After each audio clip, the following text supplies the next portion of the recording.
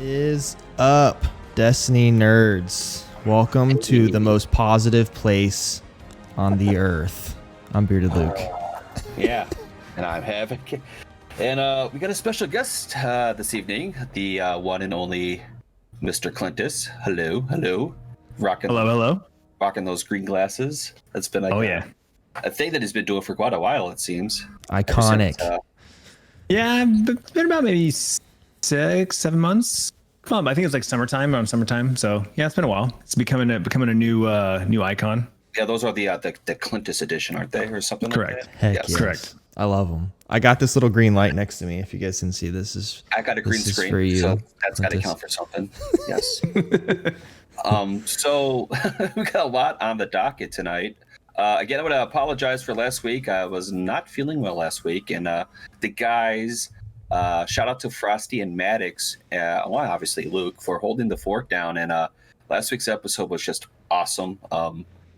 Actually jumped into the call afterwards and congratulated them, and they knocked it out of the park. So it's a good feeling to have when if I'm down and out that they can pick up the slack. So it was fun, and we had a clip that we put on I put on my TikTok, and it got like mad conversations rolling about PvP and even PvE. on Twitter, I almost had like 1,000 views on Twitter, which alone. is great. That's the point of that last Crazy. podcast. So it was a successful one. I loved it. Oh man. So So before we get into the nitty gritty, we're gonna talk about Clintus first. He's gonna talk about a little bit about himself and his life with Destiny, how it all started, and where he's currently with it. The floor is yours, my friend. Okay, yeah. So Destiny was a game that I'd never really heard of or was aware of until a coworker of mine asked me about it. You know, he knew I played Call of Duty and asked if I was going to be getting this game Destiny, and I was like, "Yeah, I've never heard of it." And he's like, "Oh, it's the guys that made Halo, Bungie. They're making it." And so on my lunch break, I went over to GameStop and I picked up the player's guide, the big thick strategy guide, and I kind of thumbed through on my lunch break, just kind of stand there like skimming over, what a warlock was, what a hunter was, a titan, that it was this sci-fi, first person shooter. And it was enough for me to basically walk up to the counter and say, "Hey, can I pre-order Destiny?" And the guy asked, so I had a PlayStation 3 at the time, and he asked, PlayStation 4 or Xbox One, right? And that good marketing, right? Because I was like, "Oh, PlayStation 3." I kind of like did the And he goes, he's like, "Okay, so PlayStation guy." He goes, "Well, they've got this all white special edition that you can order a PlayStation 4 if you're thinking about getting an upgrade." That's right. And yeah, so that's what I ended up doing. I ended up pre-ordering the all white Destiny 4, PlayStation 4 with Destiny. So I played day one. I didn't play the beta, the alpha, none of that. I was literally day one. I got off work, went across the street, picked it up, went home, installed it, and my first experience was because all I wanted to do was play PvP. All I wanted to do was get in the Crucible, and you have to get to level 4 to get into the Crucible. Yeah, right at that time. So I had to play the first couple story missions, and and I at that point I hadn't really done a whole lot of single player campaigns. I'd really only been playing Call of Duty multiplayer at the time, and I even stopped doing those campaigns because I'm like, I just want to play PvP and Prestige, and so I wasn't really paying attention to the story. I was listening to the dialogue. I was just kind of like, just get to the thing so I could play the thing and do the thing. So when I finally got to level 4 and started playing, again disappointed because I'm like, what are these grenades and these supers? And I just want to use an AR and shoot people. And it's like, this is not Call of Duty. This is not futuristic Call of Duty. And this was, September, and the new Call of Duty came out in, I think, end of October, early November. It was the Advanced Warfare, if you remember that one. That was when we had the exosuits. It was like the first kind of futuristic Call of Duty. Yeah. And I definitely gravitated more towards that. I was like, oh, I think Destiny was a dud. I'm gonna stick play with Call of Duty. It wasn't until after Dark Below came out where I threw something out on Facebook, I think. And a few of my like high school buddies were like, "Oh, dude, so and so plays Destiny. You should hit him up." And I started playing Destiny with some friends. And that's when it really I started really understanding what Destiny was. And at that point, I had never run Vault of Glass. Never really did anything like, the Nightfalls were too hard for me to do. So it was just like Strikes, Crucible, and, the daily heroics or whatever that back then what we had. It wasn't until I did like my first Crota's End, raid where I got to understand like 6 people, comms and strategy, and that's when I really started like falling in love with Destiny. And then that's when really a lot of things changed for me because Bungie had King Ithalian and Professor Broman out for the streams to play House Below, so Trials and Skull Lost and that sort of thing. So that's when I got introduced to Twitch and started following those guys and kind of getting into this whole new world that we're in now, right? This everything that you see right now is all from those moments of Destiny started it all, and then into Twitch, into where we're at now. So your second part was where I'm at now, right? Yes. So now Destiny is still definitely home base. Very excited when Europa came out and Stasis, and loved all that. Anytime there's a new Destiny drop, it's pretty much dedicated to my stream time is completely dedicated to Destiny. I have a whole shrine. I don't know if you guys can see. Oh, I can see it. Yeah, there's a Gjallarhorn right here that I don't think the podcast can see. I've got the Sentinel shield down there on the ground that still has to go up on the wall at some point. I got a lot of Destiny memorabilia. It has a special place in my heart. But I'm also, I think, evolving as a gamer over the last couple of years, where it wasn't just I played a lot more PvE for being a streamer, whereas a gamer I just want to play PvP. I think a lot of that has evolved me into playing other games like Borderlands and The Division, and I had a really high hopes for Anthem and Borderlands 3, and I like the looter shooter genre because of Destiny. But because of that, I've gone and branched out to play other games. And a game that I keep coming back to year over year is Escape from Tarkov. Super realistic PvP. It has RPG elements, MMO elements. It basically has everything that I love about Destiny, but then it just kind of cranked up to a much more extreme level. The beginning of the year, they always do a wipe and new content comes out. So I always play it in the beginning of the year. But this year, it just feels a little different. And I feel like it might just be also a combination of kind of where Destiny is, where I kind of ran the course, hit my 100 on my battle pass, done the Wraithborn hunts and the stuff with Varix, and kind of feel like I'm kind of done everything at this point, and I'm kind of letting things kind of build up a little bit before the season ends. I'll kind of just like crescendo to the next season is kind of what I have in my head. But it's not anything in particular that's making me like turn away. I think it's just a combination of Tarkov's in a really good place right now. A lot of my friends are playing it, so I'm playing with a lot of my friends. And there's really nothing that's sucking me back into Destiny. And I think the last piece I'll put on this is I think it's just Destiny's in a place right now where I don't feel like I have to keep up.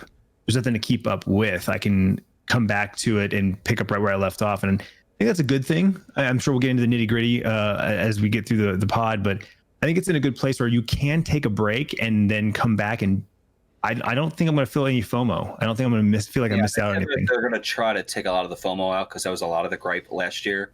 Mm-hmm. People missing out, like Fellwinter's Lie. Everybody was missing out on that and everything. So with that being said, I was going somewhere with that for a little bit. Let me say something real quick, because for those of you that are watching, listening, whatever, if you don't know Clintus, he's like the all-around content creator, like not just a streamer. He also has a YouTube channel with like a lot of really cool vlogs. He does like family vlogs, and it's awesome. So if you guys are not already subscribed to him, please go watch, because it's like the most wholesome stuff I've ever seen, and I love wholesome things. I've been doing that a long time. Yes, and so it's not just video games, but it's all. I respect that, because I'm a filmmaker full time, so I know how much work goes into that YouTube side of it. But you're also doing the streaming side of it too as a partner streamer. It's pretty sweet. But I just had to add that in there. I wanted to say it. Oh no, yeah.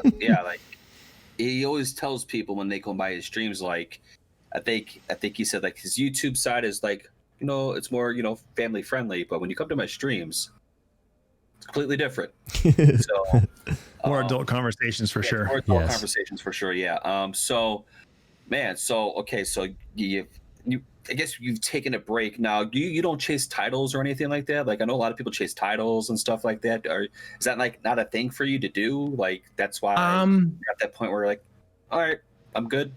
Yeah, I mean, I got all this up until the last season. I had all the seasonal titles, Undying Mind, and the one with Saint 14, and I would just get them, I think, organically, naturally. Nothing was too hard.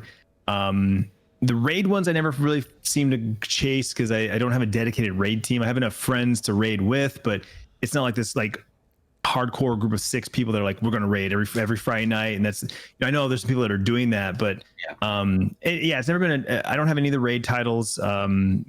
Never like really chase any of the really super hardcore stuff. I think that's also the reason why I'm kind of in this middle ground when it comes to the Destiny community. Like, people know my name, but I'm not someone that people come to for like the raid challenges or the super hard content, the one man flawless, X. Yeah. And I'm not super high on PvP. I love PvP. I love the Crucible. And I'd love to talk about that later, about what I think is missing. But I think I'm just kind of like an average player that likes to talk. And so people like to come to my streams and just kind of like, shoot the breeze and maybe get my opinion or my take on something in the current state of the game or what Bungie said or didn't say. It's not necessarily for the gameplay.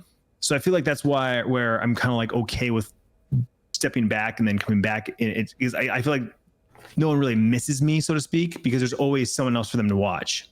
Well, that's a great segue because we were going to jump into the Crucible portion of everything. So obviously, again, we've talked about this every year. There's an outcry from the community around this time, PvP or just something being neglected. We'll just say that. But this time around, it's very evident that PvP is very lacking.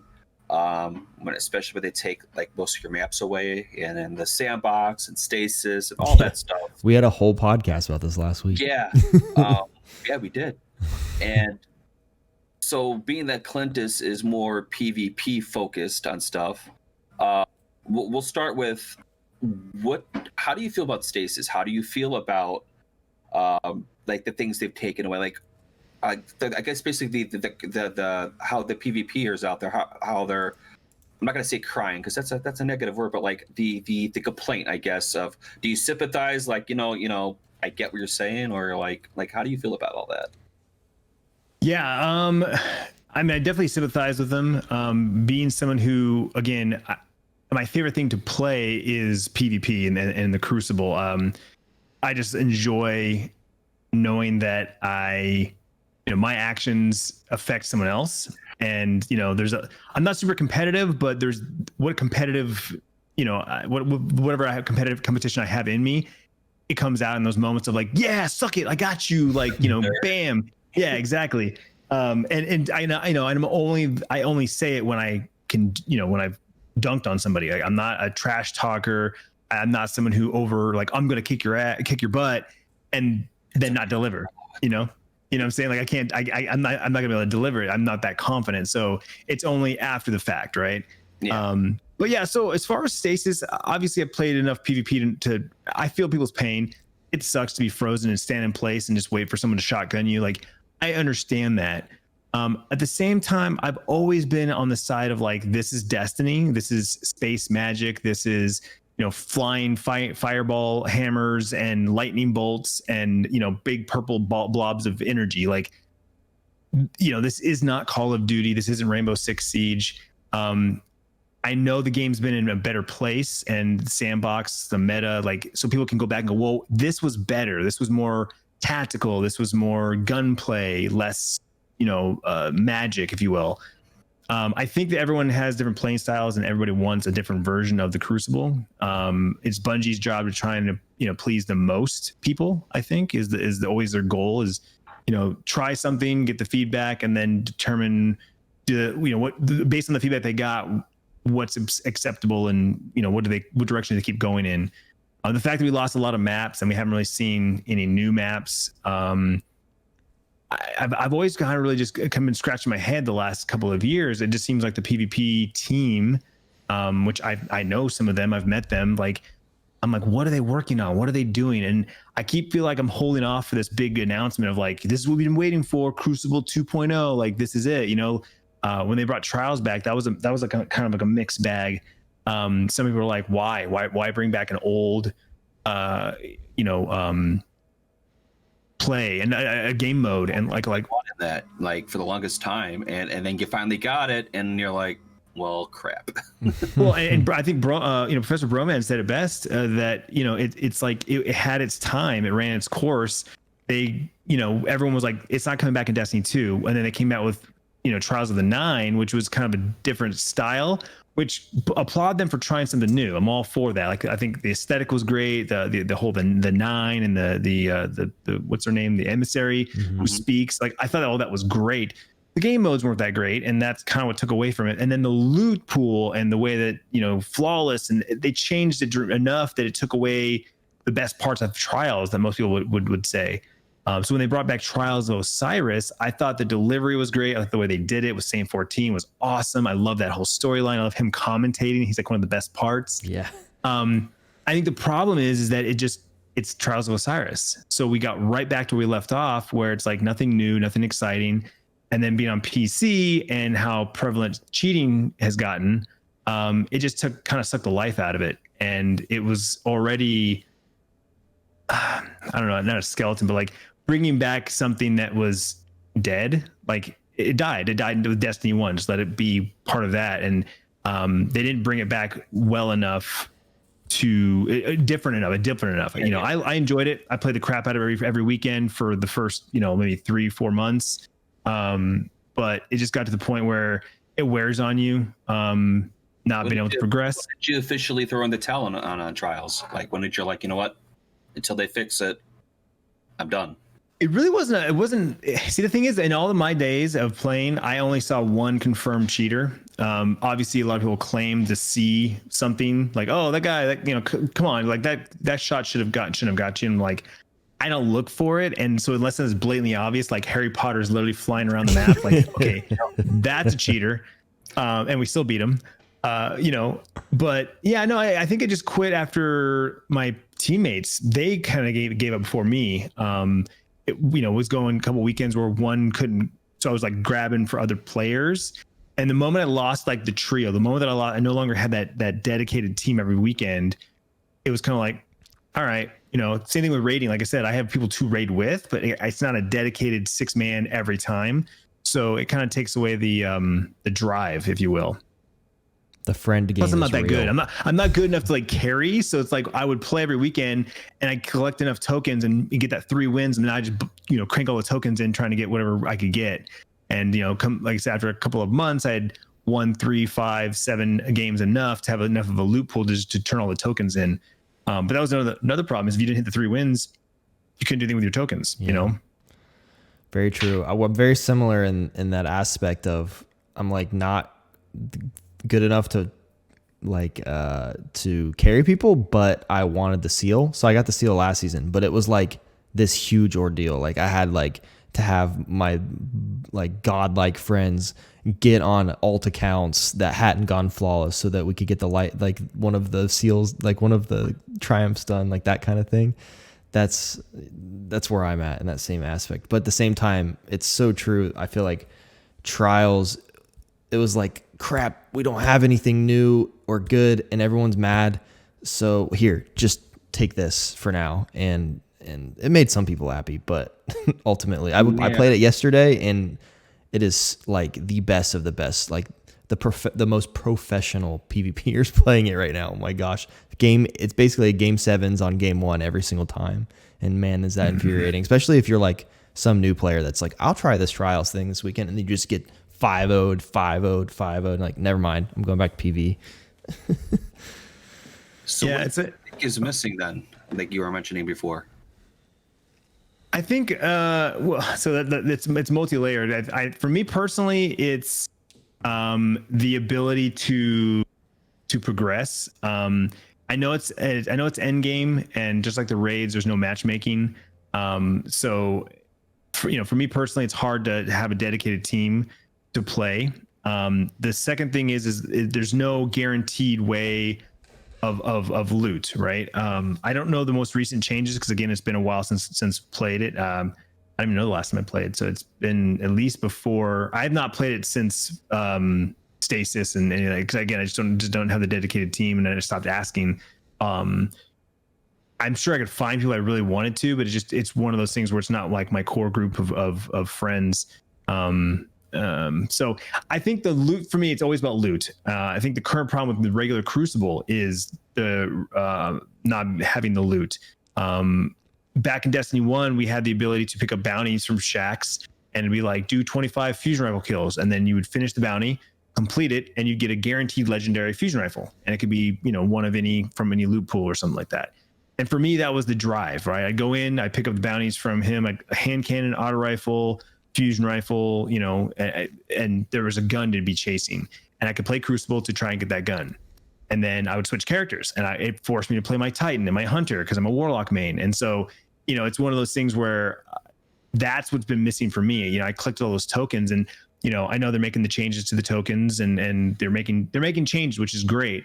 You know, but for the last couple of years, that's what's been missing for me is the incentive I want to play Crucible. I love playing Crucible, but I also play Destiny for the loot and the loot chase and trying to get, you know, that perfect God roll shotgun or hand cannon or whatever. And the fact that was missing and has been missing for such a long time. The joke's been the best PvE weapons have been in the Crucible, and the best PvP weapons have been in PvE, right? In raids and strikes and what was it called? Damn it, Prime. And Reckoning.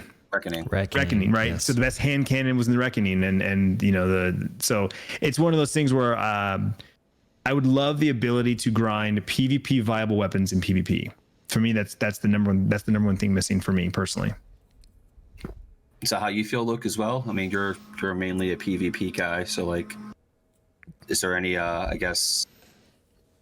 I'm always in the world of this is like why I like Destiny is, and I think this is why they created it this way, is like if I want to have a really dope weapon or whatever for PvP, like the cool thing is I get this sick weapon in a raid. Let's say it's like some new weapon that's like insanely good in PvP. I can get it in PvP and then I can go, or in PvE, and then I can go use it in PvP, and then I can also go back and use it in PvE. I like that. That makes me want to play it. If I could only get, I mean, which is kind of like how some of the best, like this, how Pinnacle stuff was working. Like if I wanted, well, here's the thing with that too. With you saying that, you know, getting at this, you know, awesome PVE weapon and bringing it to PvP and being awesome, but sometimes what happens is that PVE weapon breaks Crucible and they nerf it to the ground. yeah, then it's not usable in PvE. So like again, we've all been preaching separate sandboxes, but that's all. I don't know. I like one sandbox some days, and then other days I don't. I don't know. I kind of change my mind pretty much every day. It just depends where the game is in a current state. Like I loved that Recluse was so good in PvE, but I had to like get it by doing the hardest thing in PvP, which was for me. It was the hardest thing for me. I mean, getting to at that point, getting to whatever it was, 2200 on your comp score, like that was difficult. But now I don't feel like anything does that at the moment. But the current state of the game is a little bit weird. Sunsetting and everything, like sunsetting, yeah. Well, without you know dragging that in, because I would love to hear Clintus's opinion on it. You know, we've been beating sunset like the last few episodes. So real quick, thoughts on sunsetting? Go. Well, I was a big fan of it. I was a big cheerleader for it when they announced it. I was like, this is gonna be good for the game. Like let's get rid of the old, bring in the new. In every game I play, when it comes to loot, is I want the new stuff. I want the best stuff, but I want to play new stuff. And so sunsetting kind of forcing you to, you know, for the end game stuff to put it away. And so cool. Not only do I want to use new stuff, but now I really have to. And of course, everyone's fears were they were just going to reissue the same stuff. And my thoughts were, yeah, that sucks. But as long as we get some new perks or, you know, maybe a new mod slot because a new edition of something comes out, like, cool, we get the same gear, but now there's like a new version of it, right? So it's like it's 9 Hunger 2.0 or, you know, Last Man or whatever shotgun, you know, version 2.0, where now we got a new mod slot, or now I can live with new perks. And so, yes, it's the same shotgun, but now you get it with a perk that you never had before, right? Or before you could never get this handgun with this particular combination of perks. Now you can. So part of me is like, that's good. I'm okay with that. And then when we start to see what they actually are rolling out with, I think the problem that most people have is they saw a big chunk of the game disappear, right? Whether it's the 4 planets and the strikes and the crucible maps and the guns and the armor, and we didn't get the same influx back. And my philosophy was, well, this is to make room for the next 3 years, right? I thought, like, right. They have to have a plan. Like they have to have something, right? Exactly. They took away basically 3 years worth of content to fill up the next 3 years. The unfortunate thing is it all went away at one time, and so it feels like this big like vacuum that just happened, and now we're left with this big void. And then we get the normal seasonal injection of content, right? We got Beyond Light with its content and its new we got a new world, the new planet, but then also it's just stuff with the Variks and then we got the seasonal stuff, which is with the Crow. Yep. And that's the same cadence we had back when Shadowkeep came out, right? You had the whole stuff with Eris, and you had the Nightmare Hunts and the Raid and the Moon. And then you had the stuff with the Vex and stuff with Ikora, and that was the seasonal stuff. Now we know that that's not necessarily going to go away at the end of the season, so that's a good thing. That's basically the same thing we got last time. So again, I think the overarching problem that a lot of people have had over the years is that their expectations are just too high of what they want and what they think that we should get, and then what actually Bungie delivers. And even here, year 4, we're now at, it's like, or 6, 8, 7, depending on how far back you want to go back to Destiny 1. It's like, this has always kind of been this is the way it's been. And I've always kind of just kept my expectations in check so that I'm not really that disappointed, right? Like, yes, I would like to have more, or I'd like to be a certain way, but it's like, this is the way it was delivered to me, the way it was served, and I'm okay with it. It's good enough for me, which kind of pisses a lot of people off that I take that stance. Yeah. I feel this sounds like, I feel like I've heard this before, Havoc. I don't know anybody else who thinks this way. Yeah, me either. I told you, man. It gives you more time to play Tarkov too. When they do that. Like I'm in the same boat with Clintus when he said, they're taking all these things away. They have to have something in the works. They have to have like all these things that they're going to implement. And then obviously the pandemic hit, and I feel, and you guys can agree or disagree with me on this, I feel because they announced, when they announced sunsetting back in May? Was it back in like April or May of last year when they announced it? Like the plan was doing it? Whenever they came out with that cool video or whatever. Yeah, I feel with the state of the world, especially the state of the studio, since they're still doing stuff from home, I think they should have paused the whole sunsetting thing. I think they should have held off on it. They still should do it, but I think they should have held off on it, because then they would give them more time. Because obviously, looking now, there's not much, and knowing what we know, they would have held off on it, and things start to normalize a little bit. Then they might have a stash of weapons or whatever ideas that they had, and then they could slowly sunset certain weapons or archetypes. And like when they just did it right out of the gate and we lost like a good 60-70% of a bunch of stuff, we felt it.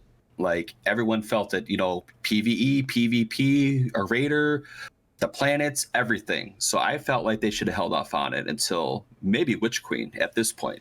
But there's no looking back at this point. I based on the TWAB that I read, it doesn't seem like there's any slowing down on sunsetting, which, segue to that, they are starting to bring back some stuff, which I think they shouldn't have got rid of, because I think a lot of people love the recast during the Umber Ingram system. I know I liked it. It was a better way to farm certain weapons and perks of things that you were looking for, because to rely on RNG in general, dude, like, all right, so I had a buttload of Vanguard tokens and Crucible tokens because I wanted to try to get a god roll of first in, last out, right? I think I went through at least between 10 or 15,000 tokens, right? Jeez.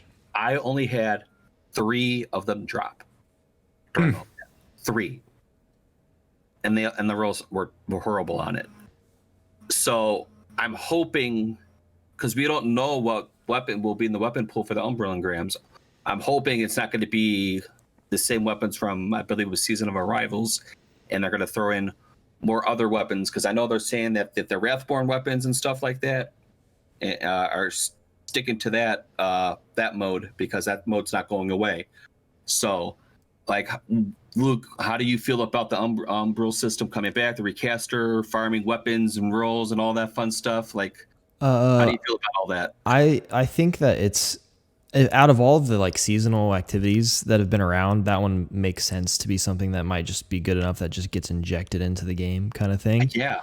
Because it's kind of like a forging of weapons in a way, not really, but it.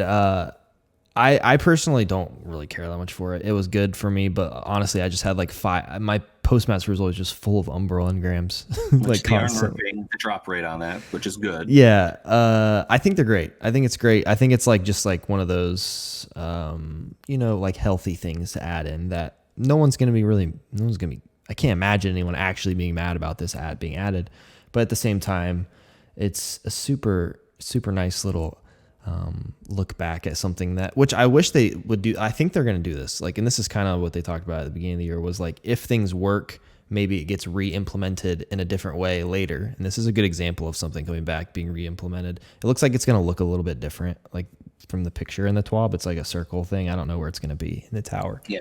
I don't know if it's probably not right next to the drifter, hopefully, so I don't have to walk down there every time. Although he's not that hard to get to. But I'm cool with it. I mean, if they were like, we're bringing back that Undying Mind Vex thing again, I'd be mad because that was boring. But it was. Oh, man, that was boring. So Clintus, yeah, I think them bringing it back is a good idea, just because it's like you said, it's a way to focus the engrams that we get. It's not just 100% RNG.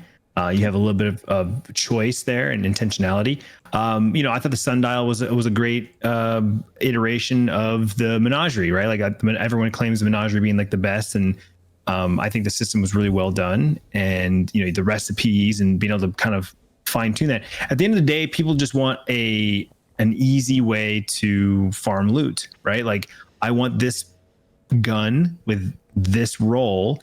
Give me a clear path to grind for that, right? People have been asking for strike specific loot forever, since basically D2 came out, right? Like, we had that in D1. Give us, some dope weapons and dope armor that are specific to specific bosses or drops, and then give us a way to farm it. Even if it's something where you can't farm the boss, where you literally, at once upon a time could die, then restart the boss fight and just farm the boss. Yeah, Omnigul. Yep. Right, Omnigul. Even the shotgun from the Fanatic. You could, as soon as you open the chest, kill yourself with a rocket, and you would spawn right back there. And so Bungie likes to keep things neutral and even keeled there. But still, give us the ability to do that. And whether that's a particular activity like a strike boss, or it's a lost sector boss, or it's bounties in the Crucible or Gambit, like I said, give us a way to farm and grind that loot we want. And so the recaster kind of lets us do that, but lets us do it literally anywhere, because the engrams will drop anywhere, and then you take them back to the recaster, and that's how you can try to fine tune what loot you get out of there. So I think that's a good thing. I think bringing that back is almost like a passive addition, because it's not necessarily an activity. It's just going to be layered on top of everything else that we're doing. Whereas like the Sundial is like the Menagerie, where that's actually an activity that we go into, and then you're able to pick and choose your loot from the activity. So I'm good with either one. If they went back to that Menagerie model and that was the new activity, I wouldn't be surprised if we see something like that come back next season. Kind of seemed like every other season we had something like that kind of, show its face again. So I would like to see that style of game mode come in. That's another thing that people complain about too, is the game modes feeling very similar to each other, season after season.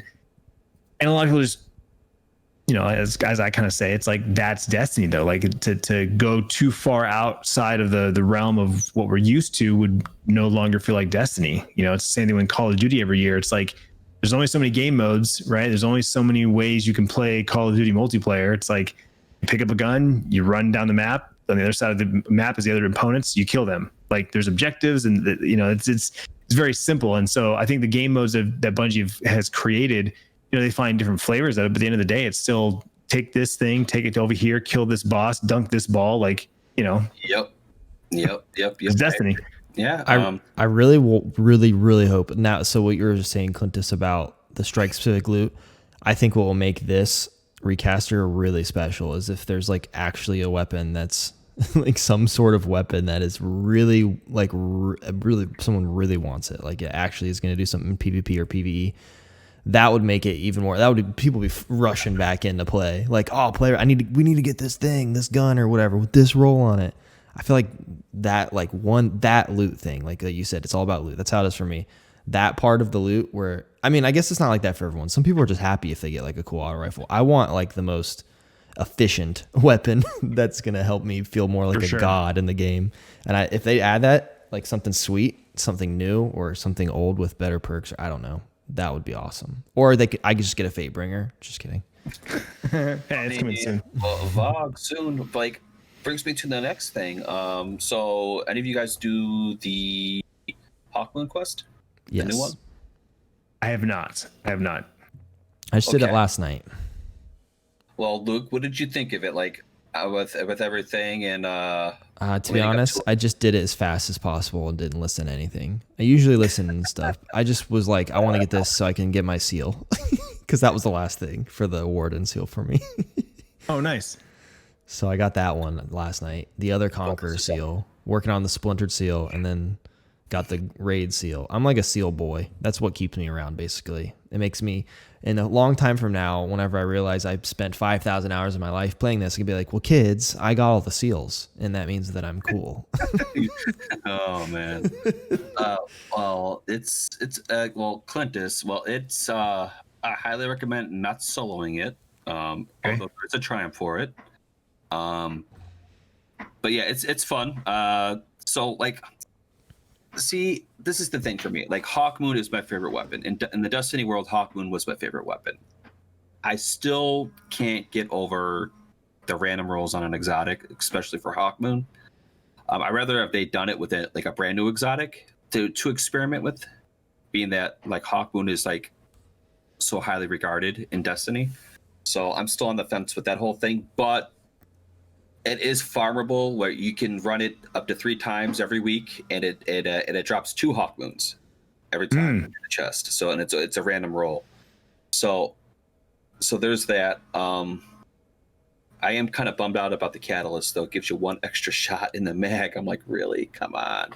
Oh, is that all it is? Well, it's got some other things, like a couple things, but like I complained right out the gate that the mag size was too low when it was at 8. I'm like, come on, there's got to be a catalyst that's going to bump up that mag size a little bit, maybe to like 10 or 11. No, just 1.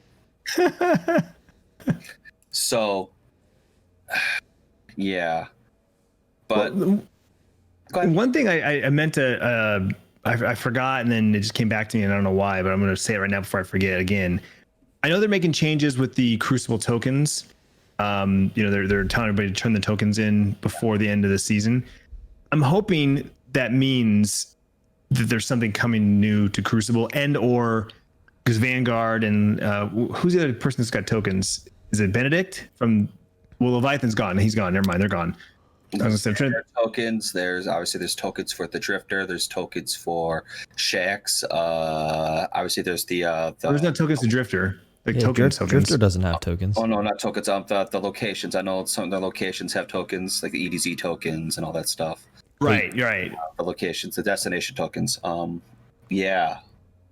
Yeah. So I'm hoping that means that if they're telling us to turn our tokens in, I'm hoping that means that there's something new coming, a new system, because that's another thing a lot of people have been asking for is like, a rank up system with the vendors, and then you get a package from the vendors with loot and stuff. So like how it was in 1, right? What's that?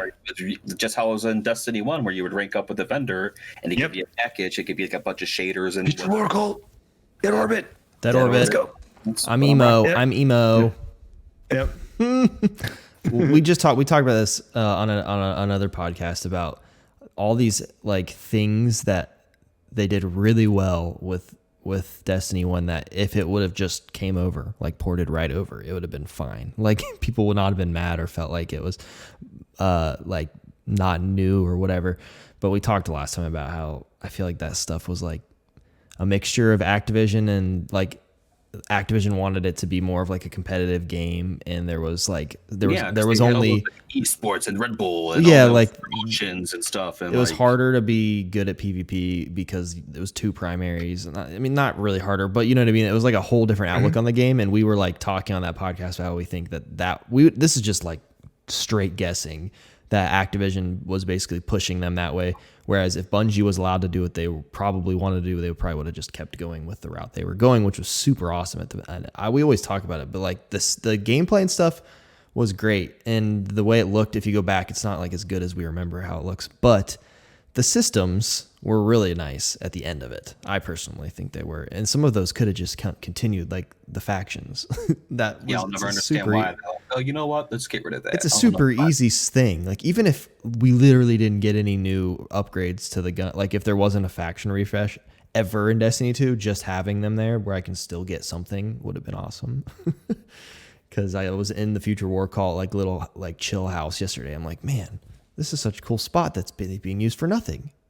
Dude, I think even going back to the original system with the class items and the class items giving you like a reputation with them. And I mean, even expand that to Shax and Vanguard and Drifter, right? Like you give us a class item or whatever, a buff, or maybe it's a consumable, right? It lasts for 30 minutes. And while any activity you're doing, or maybe it's specific to the activity, whatever, you're gaining this XP with that vendor, and then when you hit a rank, you get a rank up package, whether it's the same thing as an engram, if it's literally just an engram, or if it's something special, which would be even better if they gave you a new a separate set of armor or a special suite of weapons. Or I think that whole system is it's a system that I feel like it makes me scratch my head, like why they never went back to with specifically the factions. But like, just again, even the modes of like, you go to your bounty system right now, it's tokens, right?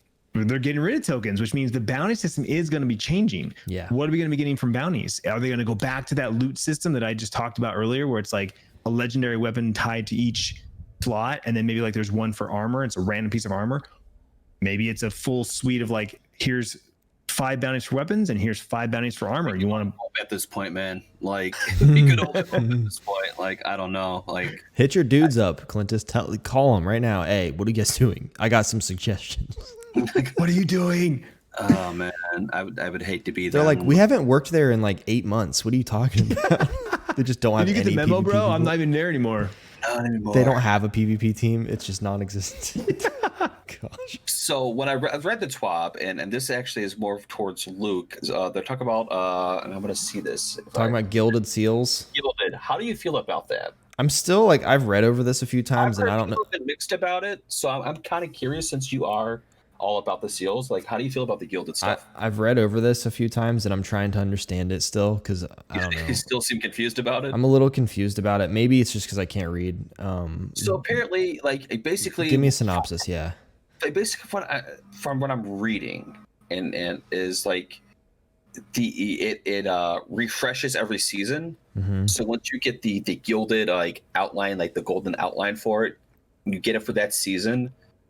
Then it goes away after that season. And you never see, that's what I said. I thought I was reading it, and I thought I was reading it wrong. I thought it was like, you get the guild, and then you'll know the next season that you got the gilded thing, because it'll be like a different color. But then I read that it like goes away at the end, and it made me immediately feel like, well, what's the point of, like, I'm probably not going to get it to the last week of the season. Yeah, so usually, that's how you do it. You do like freaking cramming in like the last week and a half. I think it's cool. Like, I'm the idea that just this in general, like, and this might not even be 100% what they do. Sometimes when they show this stuff in the TWAB, it's like almost there, but still like a little bit in concept / almost out.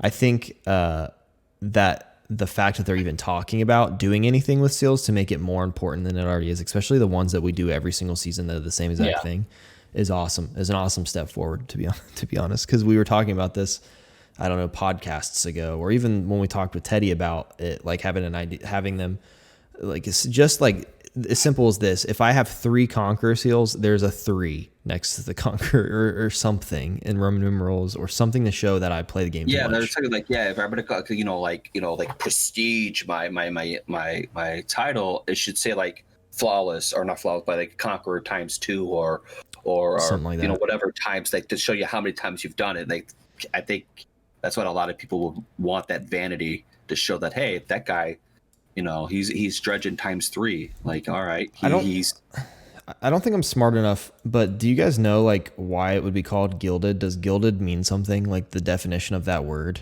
Is that like a video game thing, or is that like a special? I don't know what that means, and forgive me for not knowing.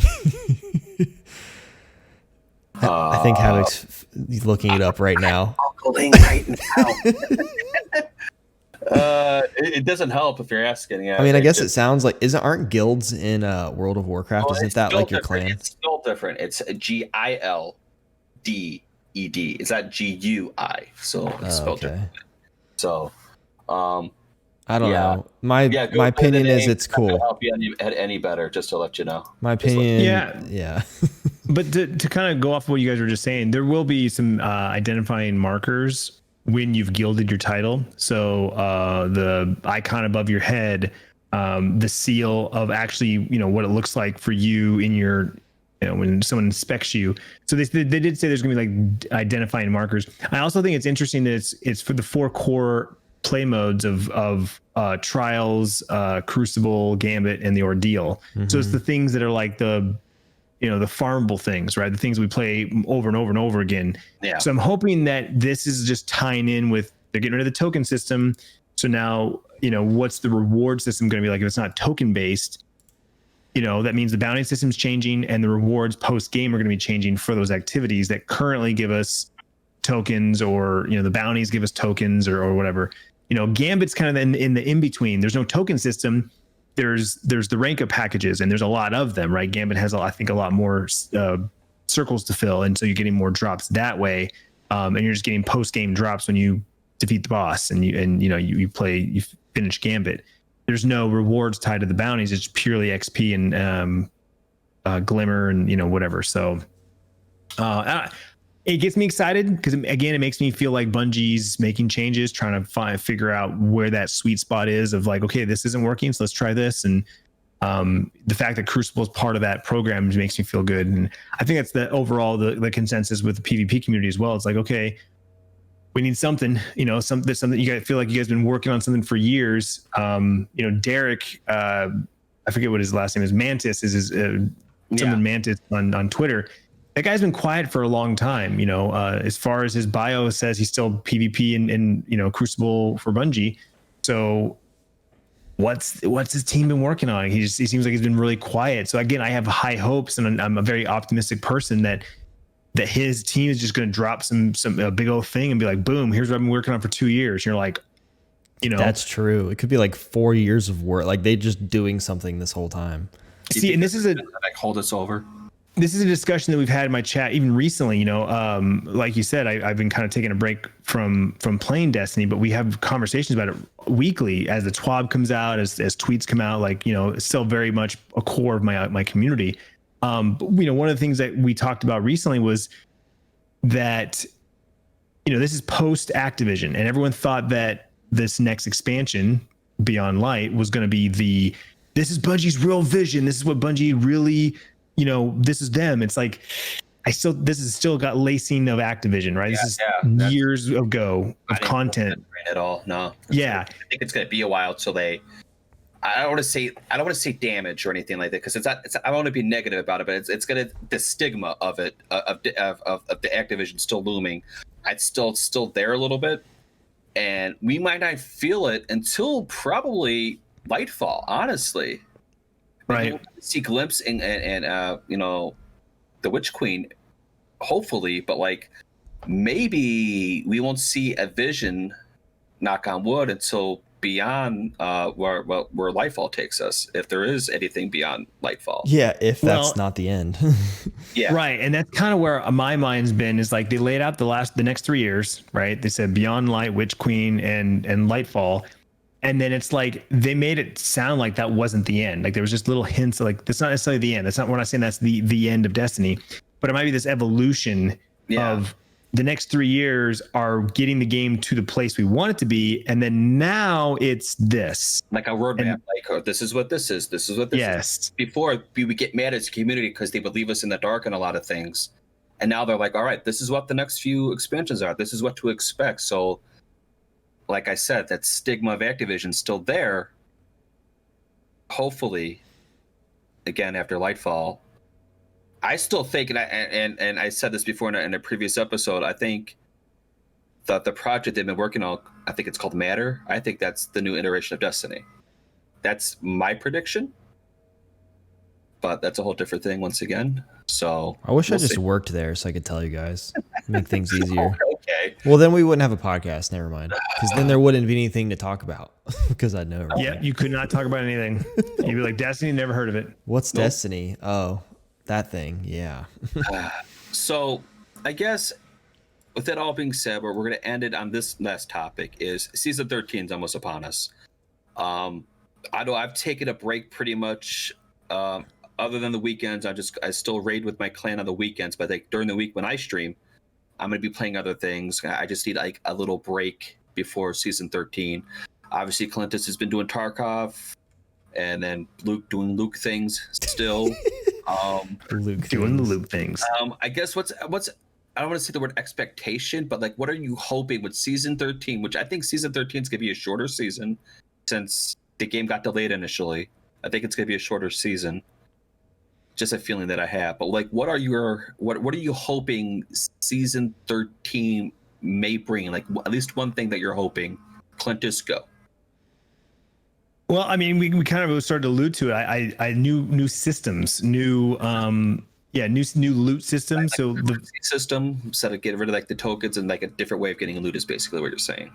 Yeah. I mean, that's been something. New ways to get loot has always been kind of my forefront, because it's like, again, for me, it's the loot is the pursuit, right? I love playing the game, and I'm all for having fun, but just like Call of Duty or so many games now that I play, like there needs to be another reason to play. Like I have fun in Borderlands, I have fun in The Division, I had fun in Anthem. Like I enjoy playing these games, but there needs to be that carrot that's always dangling for me to go and chase. And in order for me to chase the carrot has to be meaningful. Destiny in my mind has always been a game that's just going to keep going on, right? And now we have this confirmation of the next 3 years. So for me, it's always like, it's a time investment. I know this game's not going away. Bungie's not going away. This game, Destiny's going to be here for a long time. The whole 10-year plan.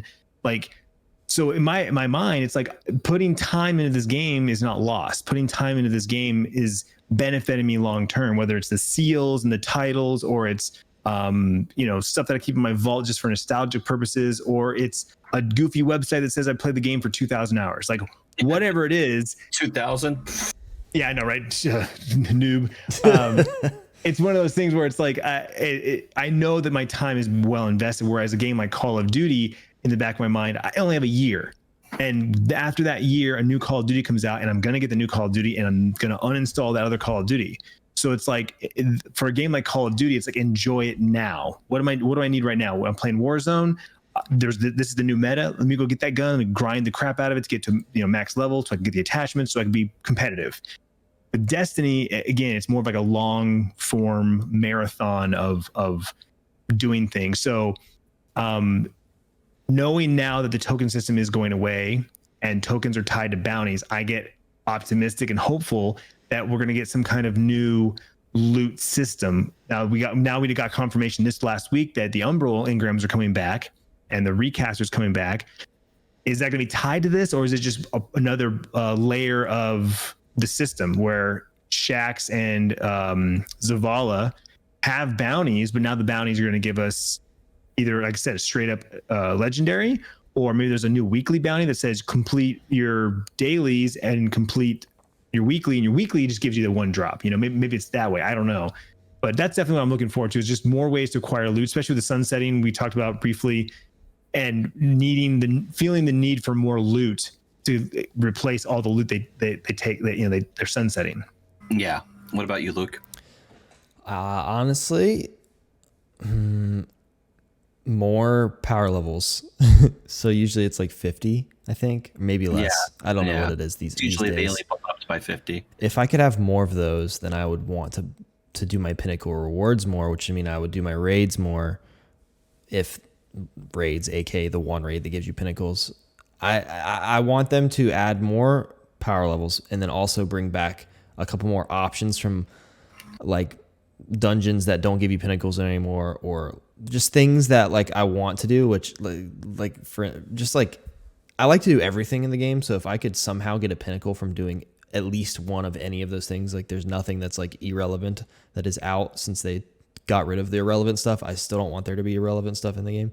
I would really like next season if that there's kind of like an even thing where it's like I could go anywhere and do anything and it would be efficient to me, because I'm an efficient gamer. I don't have a ton of time to play, so like I'm trying to be efficient and have fun at the same time. So I gotta get my stuff done. And if there's not a ton of options and my homies aren't on, then it's gonna make it a little bit harder to get my pinnacle weapons or get my raids done or whatever. Also, I next season I just want there to be new weapons that are very, very, very powerful, like ones that they're going to want to sunset in 3 seasons powerful, like that good. I'm really hoping for that.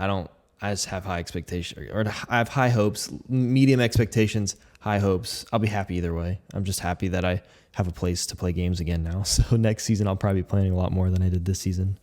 Well, they are bringing back, like, I believe, like, what is it, like Palindrome? And also, do we know Fault of Glass is coming next season? Like, is that official, or is that just a rumor? Speculation. I still think it's going to be season 14, but people are thinking season 13 based on the little the logo, the Venus thing. Yeah. Did you see that, Clintus? That Venus. There was the little Venus. So on the moon, right? It was on the moon. There was like little consoles, and they had, this wasn't there before, but like a few weeks ago, there was Venus logos on them. Oh. Yeah, the monitors are lighting up, and this says Venus. It says Venus, so we don't know. Awesome. I know we didn't really talk about it, but like that's something I'm hoping for is Vault of Glass isn't just like an icon on the director, like go back to Vault of Glass, like it's like a the nostalgic trip. I hope that it's actually woven into the story, and Venus is on the director, and we have to actually go back to Venus, and it's not just the raid. I'm hoping it's like you can actually go to Venus for a season, because that's my prediction too with the 4 planets they got rid of.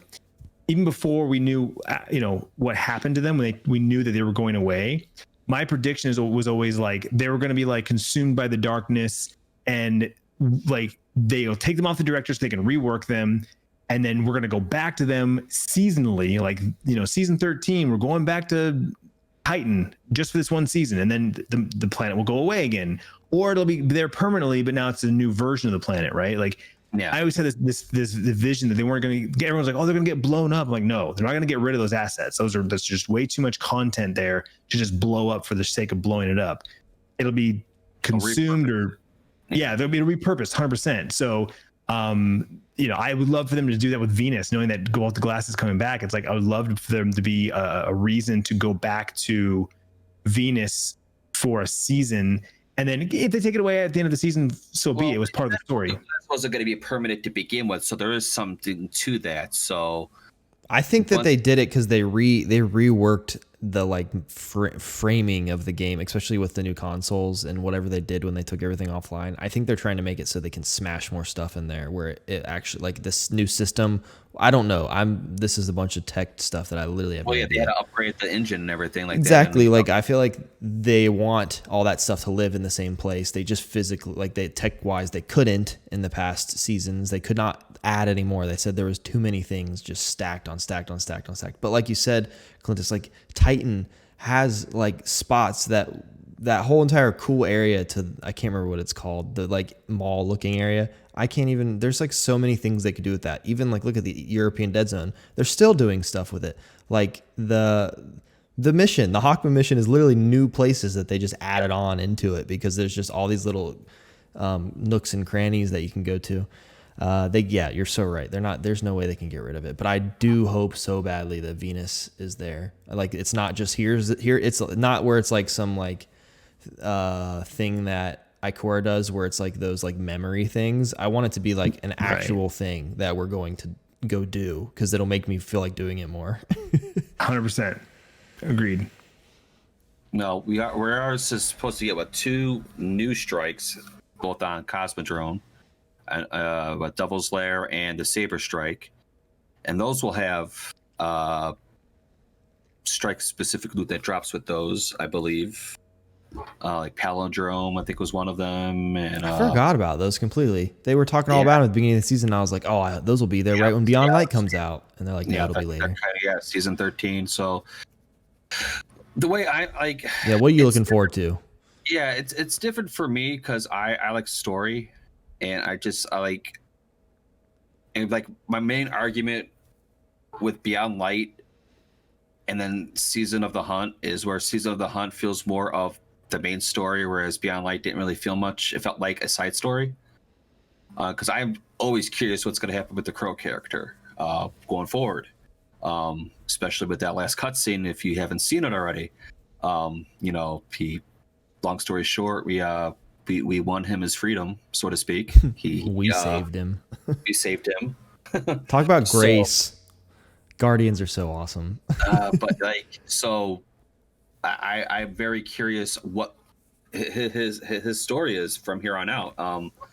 I know they did mention in the TWAB that for now he will be in 2 different locations. He'll still be by Spider because the Wrathborn hunts are not going away. So he'll still be by Spider, and he'll be in another location, which I'm assuming somewhere in the tower, somewhere. I'm also curious to find out, as well as Osiris is in the tower, and what they're going to do with him next season. Is he still just chilling there? Yeah, he's just chilling over there still. He's just chilling across. I thought for sure he was gonna like die at the end of the season, and maybe it'll happen still. He is vulnerable now. He doesn't have a ghost, so like he can't go out there anymore. He can't be revived. If he dies, he dies. So I'm kind of curious what they're going to do with him. Just like my whole thing is story. Like I like the loot and all that stuff, and Vault of Glass, bring it. I'll play the crap out of it. But I'm just curious with story more than anything of what the direction they're going to have, because I didn't care for the Aramis stuff all that much. She's technically not dead. She's frozen. She's in a stasis. She's just chilling. She's just DCV'd, so to speak. When they want to bring her back, they'll bring her back. So I'm curious more of the story aspect, the story beats, and that's it for me, really. The weapons and stuff, cool. I'll still farm whatever because it's what I do. I haven't really fallen in love with any weapons to care about them sunsetting so much, really, because it does give me a purpose to use other weapons. Like I've never used up to this point slug shotguns, but now when it became the meta, especially for the raid, I use slugs all the time now. Like, so it's different for everybody. Like, yeah, it forces you. Yeah, it sucks. But I'm playing with different archetypes that I've never really used before because, it just wasn't my thing. I stayed in my comfort zone. So I'm kind of happy in a little bit that, Bungie has got me to come out of that a little bit. But I do feel for those people with the sunsetting stuff, like they did all this hard work just to know in the back of the head it's going to be obsolete, by next season. So with that being said, I know Luke asked a question before we went on. I was gonna ask this at the end. You read my mind. It's like we have one brain. I want to know. So first of all, Clintus, thanks for joining us today. It's super. I always feel so honored that anyone takes time on a Sunday to come do this with us. It's awesome to have you here. But I didn't know you before this. I mean, I know you online, like I watch you on Twitch, but I don't personally know you. Havoc does, and I'd love to know how you guys met, and I want to hear both sides of the story. Well, obviously, apparently, I know more than he does. He found me. We were both on YouTube Gaming, and I was streaming Destiny, and he just popped into my chat. He had the little check mark next to his name, little verified check mark. So obviously, he was a big deal. So I had no idea who he was at the time, but once he popped in and said, "Hey, hello," introduced himself a little bit, because at that time, I think he was going around the Destiny directory a little bit to see who was playing Destiny, because the Destiny directory at that time wasn't really popping, So he was trying to see other people who were playing, and he chilled in for a little while, and then when I got done streaming that night, I did a little investigation, see who he was, and I saw the videos, his vlogs, his family vlogs, all that stuff. I'm like, all right, okay. So, I have an idea what type of person he is. And then I'm trying to remember. Then I dropped him I subscribed to him and everything. So when he streamed the next time, I dropped into his stream, and it made my day because he remembered me. So that was something for me anyway. So right off of that, I kind of gravitated towards him a little bit because he liked Destiny, and it's something that he enjoyed. And at that time, I just started out streaming because I used to do YouTube for the longest time. And when he found me or stumbled upon my stream, I was just starting out, maybe a month going in at that time. And then I just stuck with his community ever since. And then when he decided to move to Twitch, because he knew, and people were telling him, if you try to, Destiny's gonna be your focus, you need to be on Twitch. And I kind of did the same thing. But then, the next 2 months later, I'm like, all right, we're going to Twitch. So that's a short version of the story. But yeah, we've been, ever since then, we met for the first time at Guardian Con. So that's the story, and I'm sticking to it. Yeah, that's pretty much. That's how I had it in my head, but I was like, you made it sound like maybe there was something else. I was like, oh crap, I'm missing the details. But no, that's exactly what it was. I was just bombing around the Destiny directory on YouTube Gaming, because this was the early days, and Destiny was my main game and what I wanted to stream. So it was very much we did the raids and stuff like that. When I got off, when you got off, you'd raid the next person. So I was always looking for other people in the Destiny directory. Because Destiny had such a predominant place on Twitch, even when I talked to Cosmo and people at Bungie, it's like, hey, do you guys know that there's streamers over here on YouTube that's also streaming your game and whatnot. So yeah, Havoc was just one of those ones that I found, and honestly at this point still one of the few that are still streaming. A lot of the guys that used to stream on YouTube Gaming either don't stream at all, or if they do, they're not doing Destiny, they're doing something completely different, and I kind of lost touch with them. There's really one other guy that I can think of off the top of my head, that Stat. I think you still talk to Stat, right? Yeah, but I mean, as far as in the Destiny, the Destiny community, Destiny directory, there's and that's there's not a lot. I mean, they still do a lot of YouTube videos, but as far as the streaming game is concerned, it's different. But yeah, that's kind of how it is. And like you said, he moved over to Twitch, which kept us in touch. Because when I moved to Twitch, a lot of my friends were still on YouTube. There was just that automatic disconnect that happens because we're not on the same platform and we're not comparing notes and talking about our experiences. And did you have this problem or that problem, or did you hear about this new feature? It happened. It happens anytime you miss anything with your job, right? Your coworkers are your friends until they're no longer your coworkers, and then you start to not become, you're still friends, but you don't talk all the time, so you don't hang out and do stuff all the time. And so it was just a natural progression. So I think the fact that Havoc kind of moved in the same time frame that I did, our relationship kind of continued on online, whether it be just into each other's chat rooms or just by proxy, and then eventually to the conference. So yeah, that's that awesome. all culminated at Guardian Con. I love exactly. it. Now I want to, whenever we're all at Guardian Con, if it's this year or next year, whenever, we're going to all talk to each other and it's going to be amazing. 100%. Maybe hug, maybe kiss. I don't know. I'm just kidding. But awesome. Well, that's good. That's what I like to hear. Well, maybe Luke, one day we'll have that story when you actually have the courage to talk to me. I will. Listen, so I went to Guardian Con with my buddy. I didn't know anyone. I watched Goth. That was it. That's all I knew about Twitch. And I saw all these people in these little communities of friends. I was like, this is sweet. These people are amazing. They all love each other and they're in these communities. I want that. And I was like, so I started streaming. And then at the same time, I was like, I also want to film the next Guardian Con. So I'm going to make it happen. And then ended up hitting up Kevin. And then he sent me to some other guy saying he'll hit you up. And I was like, I'm not going to wait. I'm just going to hit that dude up. So I hit him up and he was like, we want to hire your business to film it. So we were supposed to film it this year. So I would have got to meet even more people, but then it got postponed, obviously. That's awesome, dude. Yeah, it's pretty cool. I'm pumped about it. There's a longer story to it. I just don't want to sound braggy or anything. I'm just pumped about that experience. I was like, because I was at Guardian Con, I felt it was fun, but I usually feel more comfortable when I have a camera in my hands. Like I'm covering events because I cover events all the time. So I was hyped about it. But then now I've met all these stinking cool people on the internet. I'm like, well, now I don't want to be working while I'm there. So I'm in an in-between. We'll see. I don't even know what's going on with it now because it's been like stuff was going back and forth so much that I have no idea what's going on. But we will all meet there one day or in one way or another. I'm telling you, I'm going to give you 100%. guys a hug and it's going to be fun. And now that I feel like we get to actually talk, Clintus, this feels more, I feel more connected than whenever I was just saying stuff in chat like, hey, what's up, buddy? That's how it happens, man. It's a conversation away, Heck yeah, I appreciate it. Sweet. Well, Havoc, you got anything else? No, that was about it. Again, thank you for joining us this evening, and we would love to have you again in the future. Yes. Hopefully, at that time, things have changed. There'll be more juicy things to talk about. Yeah. I'm sure there'll be something that the community doesn't like because that's a thing. But with that being said, was there anything you would like to plug or anything? This is your time.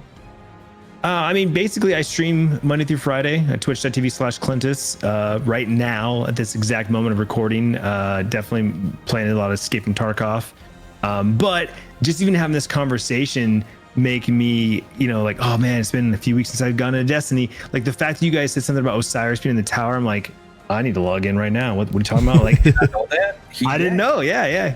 They're in the dark, like right across from like Ikora to her left. He's just chilling in the dark. I'm gonna have to go check it out because Osiris is my favorite character. I'm super bummed about Sagira. I was hoping, knowing that Osiris was coming back, I was hoping we were gonna get some more Sagira voice lines. And so, when you find out like right away that Sagira is gone, I was like, what the like I went and immediately re-got her ghost out of the collections, and she's my ghost. You know what I'm saying? and I know Curse of Osiris has been like crapped on as like one of the worst DLCs.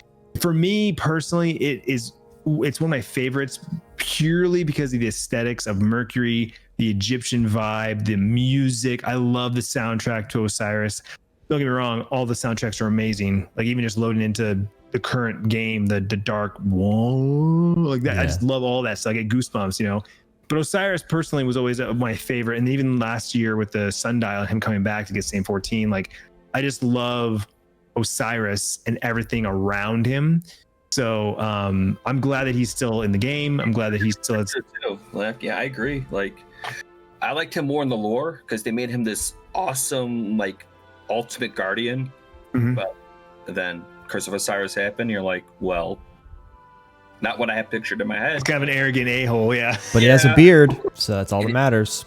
Just kidding. But yeah, thank you. Definitely check out Clintus, twitch.tv/Clintus. Follow him on Twitter. Clintus. I mean, it's not that hard. If you're not following him, your life is not as good as it will be when you do. I think he still posts stream clips over to his Clintus Games YouTube as well from time to time. Yep. All that stuff. Definitely check him out. We'll put all that cool stuff in the description of the VOD. Again, after every episode, we upload the VOD over to our YouTube channel. Luke does all that cool stuff. We'll make sure to put all those important links in the description of the VOD. We also upload, if you'd like to listen to podcasts on the go, like most people do, we'd like to upload that bad boy to Anchor, and it distributes it for us. Pretty easy. Spotify, Google, Apple, all that stuff. All the spots. Yeah, all the spots. Again, Clintus, thank you. Yeah. And hopefully this is not the end-all be-all conversation. Hopefully when we talk again, there's more positivity and changes. I think we just make a date for the next season. Give it a couple weeks and we can come back and say, what are your thoughts on the new season? Deal. You better not. Deal. We're gonna hit you up. It's gonna happen. Awesome. All right. Sweet. Well, we love you, nerds. You're all amazing. Wherever we raid, give them love. I love all of you. Have an amazing night. Bye. Thanks, guys.